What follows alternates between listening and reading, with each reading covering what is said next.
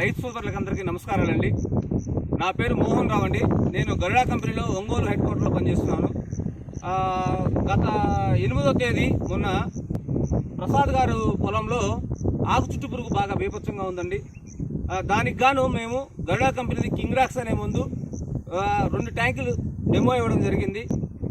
8వ తేదీ డెమో ఇచ్చామండి. ఈరోజు ఉదయం అంటే 10వ తేదీ ఉదయం మళ్ళా ప్రసాద్ గారిని పిలుచుకొచ్చి ప్రసాద్ గారితో పాటు కొంతమంది రైతులు తీసుకొచ్చి ఇది ఏ విధంగా పనిచేసింది ఏంటి అనేది చూపించడం కోసం తీసుకొచ్చామండి. మీరందరూ కూడా గమనించవచ్చు. డెమో ఇచ్చిన చోట పురుగంతా కూడా రాలిపోయి మొత్తము నీళ్ళ మీద తేలాడుతూ ఉంది. రెక్కల చిలక కూడా మొత్తం కూడా రాలిపోయింది. మీరందరూ కూడా గమనించవచ్చు. అది ఏ విధంగా పనిచేసింది, ఎలా ఉందనేది రైతు మాటలోనే మీరు వినొచ్చు. చెప్పండి సార్. నమస్కారం సార్. మాది ప్రకాశం జిల్లా కొనసపూడి గ్రామము. మేము నాటేసి 20-25 రోజులు అవుతుంది. మాకు ఆకు చుట్టు పురుగు విపరీతంగా జీబుగా తినేసింది.